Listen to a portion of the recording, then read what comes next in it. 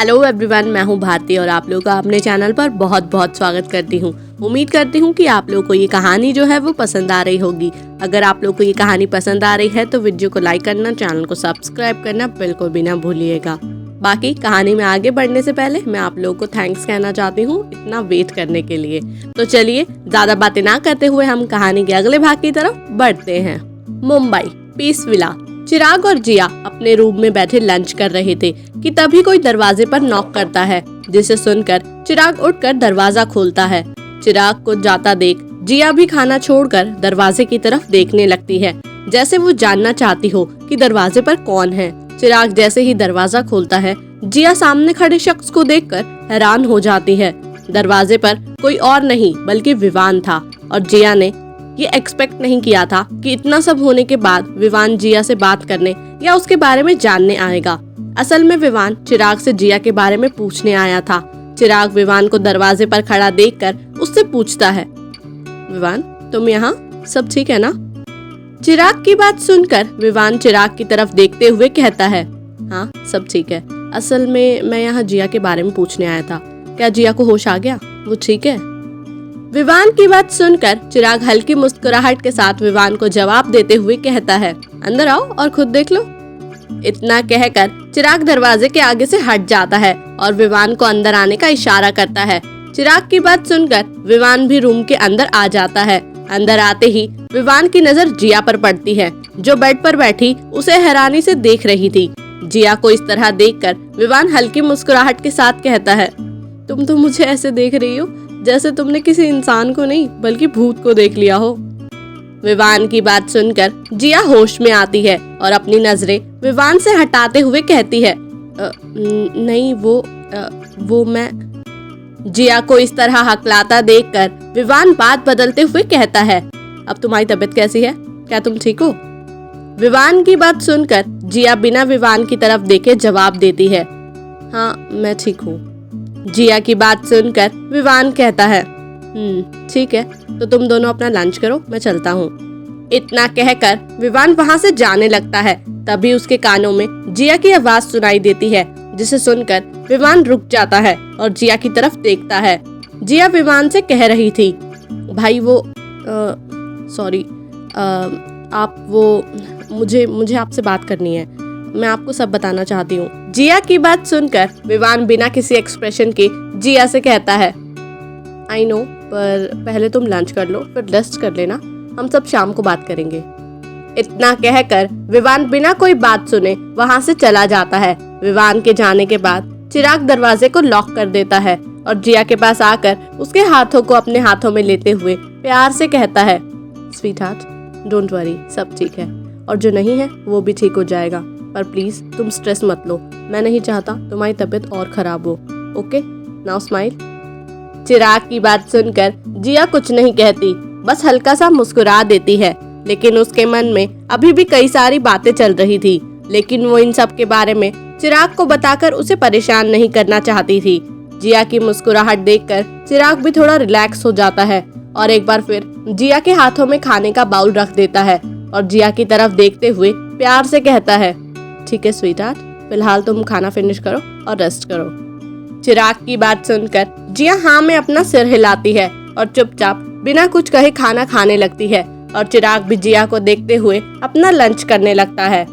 वहीं दूसरी तरफ विवान चिराग और जिया के रूम से निकलकर अपने रूम की तरफ जाने लगता है। तभी उसकी नजर माही के रूम पर पड़ती है, जिसका दरवाजा खुला था। विवान कुछ सोचकर माही के रूम की तरफ अपने कदम बढ़ा देता है।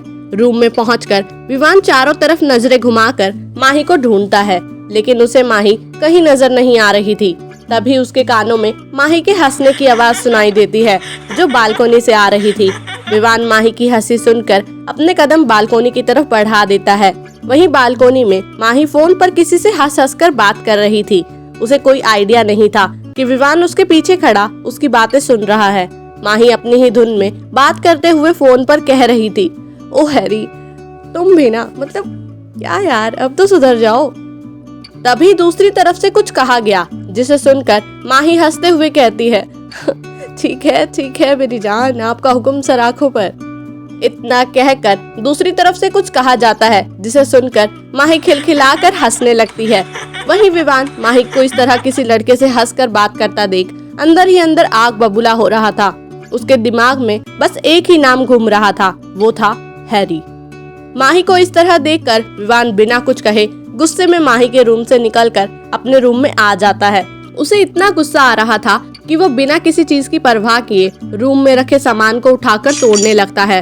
रूम का दरवाजा बंद था और रूम के साउंड प्रूफ होने की वजह से किसी को कोई आवाज बाहर सुनाई नहीं दे रही थी। विवान रूम में रखे डेकोरेटिव पीसेस को उठाकर तोड़ रहा था और गुस्से में चिल्लाते हुए कह रहा था, क्यों माही क्यों? तुम आज भी मेरी पीठ पीछे उससे बात करती हो? मतलब तुम आज भी मुझे धोखा दे रही हो? क्यों माही क्यों?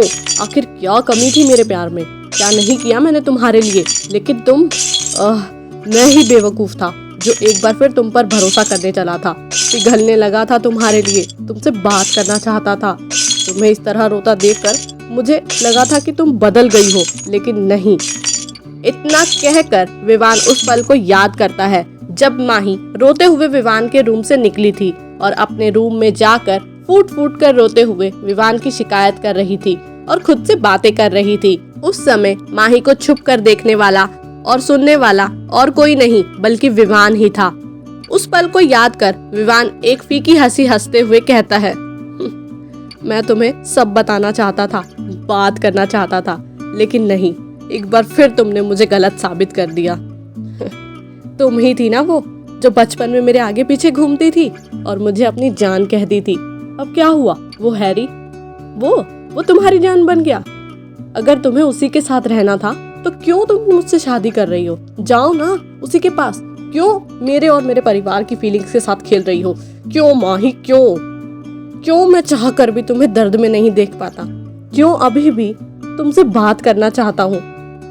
इतना कहकर विवान एक बार फिर गुस्से से कहता है, लेकिन अब और नहीं, तुम्हें इतनी आसानी से नहीं छोड़ूंगा।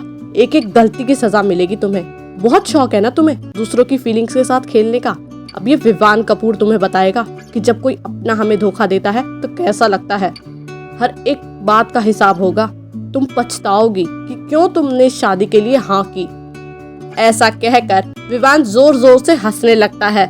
ये हंसी इतनी डरावनी और भयानक थी कि अगर इस समय कोई विवान को देखता तो डर के मारे बेहोश हो जाता। वहीं वंश के रूम में वंश और बानी लंच खत्म करके एक साथ बेड पर बैठे थे। वंश ने बानी को अपने सीने से लगाया हुआ था और प्यार से उसके बालों को सहला रहा था। तभी उसके कानों में बानी की आवाज सुनाई देती है जो कह रही थी, वंश, मैं आपको अपने बारे में सब बताना चाहती हूँ। ये सब कहते हुए बानी थोड़ी डरी सहमी लग रही थी, जो वंश भी महसूस कर पा रहा था। वंश बानी के फोरहेड पर किस करते हुए प्यार से कहता है, इट्स ओके जान, कोई जल्दी नहीं है। आपकी हेल्थ से इम्पोर्टेंट फिलहाल कुछ नहीं है मेरे लिए, और हम इस बारे में कभी फिर बात करेंगे। वंश की बात सुनकर बानी हिम्मत कर एक बार फिर वंश से कहती है, वंश प्लीज, अब मैं ये सब और बर्दाश्त नहीं कर सकती, प्लीज। बानी इससे आगे कुछ कहती उससे पहले ही वंश बानी को शांत कराते हुए कहता है, ठीक है जान, मैं तुम्हारे साथ हूँ। ऐसा कहकर वंश बानी को टाइटली होल्ड कर लेता है और उसके बालों में अपना हाथ घुमाने लगता है ताकि बानी रिलैक्स रहे। कुछ देर की शांति के बाद बानी फाइनली कहना शुरू करती है, वंश, आज से 5 साल पहले मैं जिया के साथ दिल्ली से मुंबई आई थी। मैं और मेरी फैमिली दिल्ली में ही रहते थे। मेरे डैड एक मल्टीनेशनल कंपनी में मैनेजर थे और मेरी मॉम एक हाउसवाइफ थी। मैं बहुत खुश थी मेरे मॉम डैड के साथ। मॉम डैड मुझसे बहुत प्यार करते थे। आखिर मैं उनकी इकलौती बेटी थी। मॉम डैड की लव मैरिज थी, इसलिए दोनों फैमिलीज़ ने उनसे अपने सारे रिश्ते तोड़ लिए थे, लेकिन फिर भी हम अपनी छोटी सी फैमिली में बहुत खुश थे। ये सब याद करते हुए बानी के चेहरे पर एक खुशी की चमक थी, लेकिन साथ ही साथ उसकी आंखों में आंसू और एक दर्द भी था जो वंश भी देख पा रहा था। लेकिन वो बानी को नहीं रोकता। वो जानता था आज बानी उसे वो सब बताने वाली है जो ना जाने कब से उसके अंदर दबा हुआ है, और वंश चाहता था बानी उसे सब कुछ बता दे ताकि बानी को इस घुटन से आजादी मिल जाए। वंश बानी को इस तरह घुट घुट कर और डर कर जीता नहीं देख सकता था। वो अभी भी बानी की बात बहुत ध्यान से सुन रहा था और उसके बालों को प्यार से सहला रहा था। बानी अपनी बात आगे बढ़ाते हुए कहती है, लेकिन पता नहीं कब और किसकी नज़र हमारी फैमिली को लग गई। एक दिन मेरी मॉम अपनी किसी फ्रेंड के यहाँ उनसे मिलने गई थी। उस दिन मौसम बहुत ख़राब था, बहुत तेज़ बारिश हो रही थी। हमने मॉम को कहा था कि वो अपनी फ्रेंड के घर रुक जाएं, लेकिन मॉम नहीं मानी और टैक्सी लेकर घर आने के लिए निकल पड़ी। लेकिन बीच रास्ते में ही उनकी टैक्सी ख़राब हो गई, जिसके बारे में उन्होंने डैड को कॉल करके इन्फॉर्म किया। इसलिए डैड मुझे समझाकर मॉम को लेने उस बारिश में गाड़ी लेकर निकल गए। उस दिन मेरे साथ घर पर सिर्फ शांति आंटी थी, जो हमारे घर पर काम करती थी, और बारिश की वजह से वो अपने घर नहीं जा पाई थी। डैड ने शांति आंटी को सब बता दिया था और शांति आंटी को मेरा ध्यान रखने के लिए कहकर वो घर से चले गए थे। हमने काफ़ी देर तक मॉम डैड के आने का इंतज़ार किया, लेकिन वो नहीं आए। इंतज़ार करते करते पता नहीं कब हमारी आँख लग गई, हमें पता ही नहीं चला। सुबह अचानक डोरबेल की आवाज़ से हमारी नींद खुली। आंटी मुझे अपने साथ लेकर नीचे दरवाज़ा खोलने आई। मैं बहुत खुश थी ये सोचकर कि मॉम डैड आए होंगे, लेकिन दरवाजे पर मॉम डैड नहीं बल्कि पुलिस खड़ी थी, जिसे देखकर मैं बहुत डर गई और आंटी के पीछे छुप गई। आंटी ने हिम्मत कर उनसे बात की तो पता चला मेरे मॉम डैड मुझसे बहुत दूर जा चुके हैं और वो अब कभी मेरे साथ नहीं होंगे। उस एक्सीडेंट ने मुझसे मेरा सब कुछ छीन लिया वंश। इतना कहकर बानी वंश की बाहों में फूट फूट कर रोने लगती है। वंश बानी की इस हालत को अच्छे से समझ रहा था। आखिर उसके पेरेंट्स भी तो उसके पास नहीं थे। वंश बानी को चुप कराते हुए कहता है, बस जान, शांत हो जाओ, तुम इस तरह कमजोर नहीं पड़ सकती। इतना कहकर वंश बानी के चेहरे को अपने दोनों हाथों में भरते हुए उसके आंसुओं को साफ करता है और बानी के गालों पर किस करते हुए प्यार से कहता है, जान, कुछ चीजों पर हमारा बस नहीं होता। सोचो, मॉम डैड तुम्हें इस तरह देखकर क्या खुश होंगे? नहीं ना? तो प्लीज जान, शांत हो जाओ। मैं जानता हूँ इस दुनिया में मॉम डैड की कमी कोई पूरी नहीं कर सकता, लेकिन मैं पूरी कोशिश करूँगा कि मैं तुम्हें इतना प्यार दूँ कि तुम अपने सारे गम और दर्द भूल जाओ। इतना कहकर वंश बानी को हक कर लेता है और प्यार से उसके बालों को सहलाने लगता है। बानी भी धीरे धीरे खुद को शांत करती है और आगे कहने लगती है, लेकिन उसकी आवाज अब पहले जैसी नहीं थी। लेकिन फिर भी वो वंश को सब बताना चाहती थी, इसलिए बानी अपनी बात को आगे बढ़ाते हुए कहती है, मेरे मॉम डैड के जाने के बाद मैं बिल्कुल अकेली हो गई थी। अगर मेरे साथ कोई था तो वो थी शांति आंटी। शांति आंटी के बच्चे नहीं थे। मॉम डैड के जाने के बाद वो मुझे अपने साथ ले गई। उन्होंने ही मेरा ध्यान रखा, मुझे पाला। लेकिन रघु अंकल यानी शांति आंटी के पति मुझे बिल्कुल पसंद नहीं करते थे। वो दिन भर शराब पीते, आंटी को और मुझे खूब सुनाते। जब उनका मन करता वो हमें मारते भी थे। आंटी दूसरों के घर काम करके घर चलाती थी और अंकल शराब पीकर आंटी की मेहनत के पैसों को शराब खरीदने के लिए खर्च कर देते थे।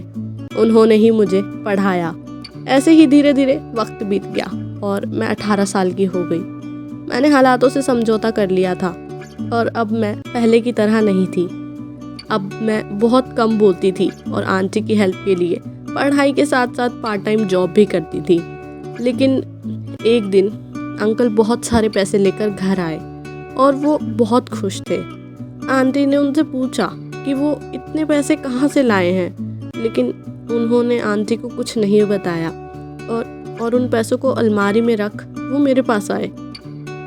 ऐसा कहते हुए बानी उस दिन को याद करते हुए अतीत में पहुंच जाती है। क्या बानी बताएगी वंश को अपने अतीत की सच्चाई? आखिर क्या था बानी का अतीत? क्यों बानी को पैनिक अटैक्स आते हैं? क्यों बानी को डर है कि अतीत के सामने आने पर वंश उसे छोड़ देगा? क्या बानी सच में वैसी है जैसी वो दिखती है, या है कोई गहरा राज? क्या बानी के अतीत को जानने के बाद भी वंश उसके साथ ऐसे ही खड़ा रहेगा? कौन है वो लोग जो बानी को ढूंढ रहे हैं? क्या बानी सच में उन लोगों से डर कर छुप रही है? लेकिन अगर ऐसा है तो क्यों बानी ने एक एक्ट्रेस बनने की सोची? क्या बानी का कोई मकसद है जिसे हर कोई है अनजान? कौन है हैरी? क्यों विवान हैरी का नाम सुनते ही गुस्से में पागल हो गया? क्या माही और विवान के अतीत से हैरी का कोई गहरा रिश्ता है? क्या माही सच में विवान को धोखा दे रही है? कौन है वो शख्स जिसे विवान फोन पर बात कर रहा था। क्या विवान और माही के बीच में मिसअंडरस्टैंडिंग बढ़ाएगी दोनों के बीच और दूरियां? क्या सच में विवान की जिंदगी में कोई और है? क्या है विवान और माही का अतीत? क्या होगा विवान और माही की कॉन्ट्रैक्ट मैरिज का नतीजा? क्या कभी माही और विवान साथ होंगे? क्या माही जान पाएगी विवान की बेरुखी के पीछे का सच? क्या है जिया का अतीत? आखिर जिया है कौन? क्या जिया है विवान की बहन? अगर जिया विवान की बहन है तो उन फोटोज का क्या जो विवान को मिली थी? क्या कोई है जो विवान की बहन के बारे में जानता है और उसका इस्तेमाल कर रहा है विवान को नुकसान पहुंचाने के लिए? कौन है वो शख्स जो जिया की इंफॉर्मेशन को छुपा रहा है? क्या चिराग जान पाएगा जिया के बारे में? क्या होगा जब कपूर फैमिली को पता चलेगा जिया के बारे में? क्या जिया बताएगी बानी को अपने और चिराग के रिश्ते की सच्चाई? क्या होगा जब जिया करेगी बानी से सवाल वंश और उसके रिश्ते के बारे में? क्या जवाब देगी बानी और जिया एक दूसरे को? कौन है वो शख्स जो अचानक ही एक्टिव हो गया है? क्या विवान, वंश और चिराग छुपा रहे हैं अपनी फैमिली से कोई बड़ा राज? क्या हुआ था कुछ साल पहले जो दोहराया नहीं जाना चाहिए? क्या ये तीनों दोस्त जानते हैं अपने दुश्मन के बारे में, या है कुछ ऐसा जो अभी तक इनकी नजरों से दूर है? क्या वंश, विवान और चिराग कर पाएंगे अपनी फैमिली को प्रोटेक्ट? क्या होने वाला है इन सभी की जिंदगियों में? जानने के लिए सुनते रहिए कहानी इश्क एक इबादत। हाँ जी, तो ये था कहानी का एपिसोड नंबर 56। उम्मीद कर रही हूँ कि आप लोग को ये एपिसोड जो है वो पसंद आया होगा। अगर आप लोग को ये एपिसोड पसंद आता है तो वीडियो को लाइक करना, चैनल को सब्सक्राइब करना बिल्कुल भी ना भूलिएगा।